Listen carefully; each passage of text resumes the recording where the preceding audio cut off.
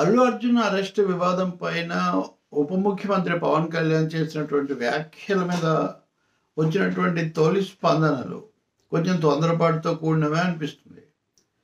ఎందుకంటే ఉదయం నేను కూడా స్టూడియోలో ఉన్నప్పుడే అప్పుడప్పుడే వస్తున్నాయి చాలా మీడియాల్లో ఆయన ఏదో అల్లు అర్జున్ను ఖండించినట్టు. వాస్తవానికైనా అల్లు అర్జున్ అంత తీవ్రంగా ఆయన ఖండించలేదు. కాకపోతే ఒక మరణం ఆమె చనిపోయారని తెలిసిన తర్వాత ఆయన కాకపోయినా ఆయన టీం సభ్యులైనా వెళ్ళి పరామర్శించి ఉండాల్సింది అన్నది ఆయన ప్రధానంగా. నేనైతే వెళ్ళి పరామర్శించి ఉండేవాడిని అని. అయితే ముఖ్యంగా ఆయన టీం సభ్యులు అల్లు అర్జున్కి సమాచారం తెలియజేయటం, తగు జాగ్రత్తలు తీసుకోవటం, అలాగే నిర్మాతలు కూడా బాధ్యత తీసుకోకుండా అల్లు అర్జున్ను ఒంటరిని చేయటం, ఇలాంటి మాటలు హీరోను ఏకాకించేయటం అన్నట్టుగా చూస్తే ఆ మాటల్లో కొద్దిపాటి సానుభూతి కూడా ధ్వనిస్తుంది. రేవంత్ రెడ్డి తీసుకున్న వైఖరిని ఆయన పూర్తిగా బలపరిచారు. ఇంకొకటి అల్లు అర్జున్ అరెస్టును ఆయన ఏమీ తప్పు పట్టలేదు. అది కీలకమైంది. అంటే అరెస్టు ఎవరైనా చట్టానికి అతీతులు కాదు కాబట్టి చట్ట ప్రకారం చేయాల్సిందే అన్నారు. అంటే జరిగిన విషయంలోనేమో టీంది బాధ్యత అంటూ అల్లు అర్జున్ అరెస్ట్ చేయడం మటుకు అది చట్టబద్ధంగా ఎవరైనా జరగాల్సిందే అన్న పద్ధతిలో మాట్లాడారు. ఇది రెండింటి మధ్యలో చిన్న తేడా ఉంది. కానీ ఆయన కావాలనే ఆ అంబిగ్విటీని, అస్పష్టతను కొనసాగించదలుచుకున్నారు. అంటే బాహాటంగా బలపరచడం కానీ పూర్తిగా ఖండించటం కానీ ఆయన ఉద్దేశం కాదనేది అర్థమవుతుంది. కానీ బాహాటంగా బలపరచకపోవటమే ఇక్కడ గమనించదగింది. ఎందుకంటే వాళ్ళ కుటుంబ నేపథ్యం ఇవన్నీ చూసినప్పుడు ఇదే సమయంలో గేమ్ చేంజర్ ఫంక్షన్కి వెళ్తానన్న దాన్ని కూడా కొంతమంది ముడిపెట్టారు. కానీ నేనేమి అలా చేయటం లేదు. కానీ అంతకంటే కీలకమైనది ఏంటంటే భవిష్యత్తులో సినిమా టికెట్ల రేట్లు పెంపకం గురించి అడిగినప్పుడు పెంచాల్సిందే అన్న వైఖరి ఆయన తీసుకున్నారు.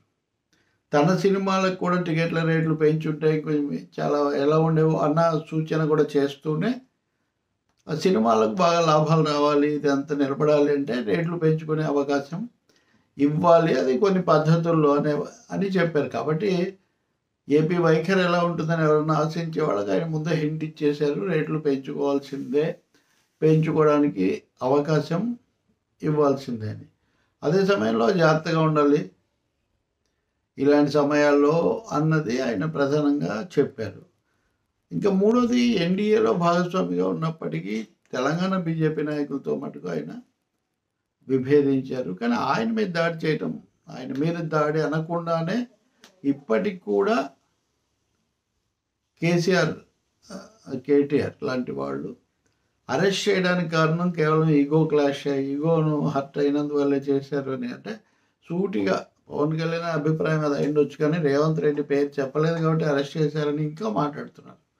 10 ఏళ్ల పాటు పాలించిన, మళ్ళీ పాలిస్తామంటున్న ఒక పార్టీ నాయకుడు ఈ విధంగా అంత పరిమితంగా చుట్టూ రేపు ఇలాంటి సమస్య ఆయనకు కూడా ఎదురు కావచ్చు. గతంలో కూడా ఇలాంటివి ఎదురైన సందర్భాలు ఉన్నాయి.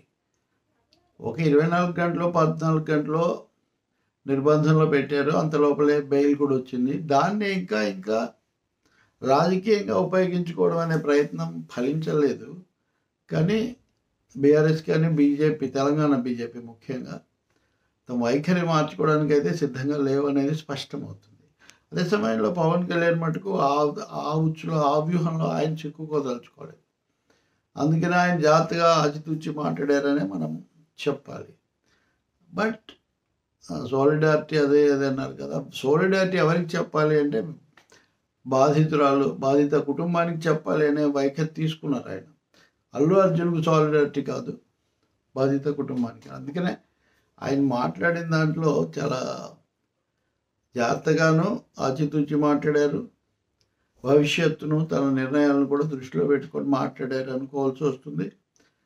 నేరుగా బీజేపీ లేకపోతే ఎన్డీఏ వైఖరి అది కాబట్టి అలా ఉండాలని కూడా ఆయన ఏమీ భావించలేదనేది చాలా స్పష్టమైంది. ఇక్కడ కూడా తెలుగుదేశంతో కొంత వస్తుంది. తెలుగుదేశం వాళ్ళు చాలా వరకు పవన్ కళ్యాణ్ అరెస్టు తప్పు అనే వైఖరి తీసుకున్నారు. దాన్ని కూడా పవన్ కళ్యాణ్ అరెస్ట్ అనేది తప్పకుండా జరుగుతుందని చెప్పడం ద్వారా తెలుగుదేశంతో కూడా ఆయన విభేదించారు అన్నది కూడా గుర్తించాలి. అంటే వీటన్నిటి ద్వారా తనకు ఒక సూపర్ స్టార్ కూడా కాబట్టి ఆయన కూడా టాప్ లెవెల్ హీరో కాబట్టి అటు నటుడుగా తన స్థానాన్ని, అలాగే నాయకుడిగా ఉప ముఖ్యమంత్రిగా జాగ్రత్తను కూడా పాటించారని చెప్పాలి. మూడోదేమో కుటుంబం, మెగా కుటుంబం, లేకపోతే బంధుత్వాలు, వీటిని దృష్టిలో పెట్టుకుని ఆ సున్నితత్వాన్ని కూడా ఆయన పాటించినట్టుగా మనకు కనిపిస్తుంది. సినిమాల మీద చాలా వ్యాఖ్యలు చేశారు. ఉదాహరణకు, నేను తేదీలు డేట్స్ ఇచ్చినా కానీ ఆ సినిమాలు పూర్తి చేసుకోలేదు, నిర్మాతలు వేస్ట్ చేశారని చాలా పెద్ద ఆరోపణ, పెద్ద విమర్శ అది. మరి దానికి వాళ్ళే ఏమైనా స్పందిస్తారో లేదో తెలియదు, చక్కదిద్దుకోవడానికి ఏం చేస్తారో లేదో కూడా తెలియదు. కానీ 2 సినిమాలు ఆయన నుంచి 3 సినిమాలు ఉన్నాయి, అందులో 2 దాదాపు పూర్తి అయ్యాయన్నారు కాబట్టి మరొకసారి ఆ సినిమాలతో ఈ కొంత రాజకీయం నడిచిన తర్వాత ఆ సినిమాలు రావచ్చు. ఈ సమయంలో ఆ సినిమా వసూళ్ళు, టికెట్ల రేట్ల పెంపు లాంటివి కూడా మాట్లాడారు కదండి. ఇప్పుడు తక్షణమే రామ్ చరణ్ గేమ్ చేంజర్ నుంచి రేపు పవన్ కళ్యాణ్ సినిమాల వరకు కూడా ఈ రేట్ల పెంపు అంశం ముందుకు వస్తుంది.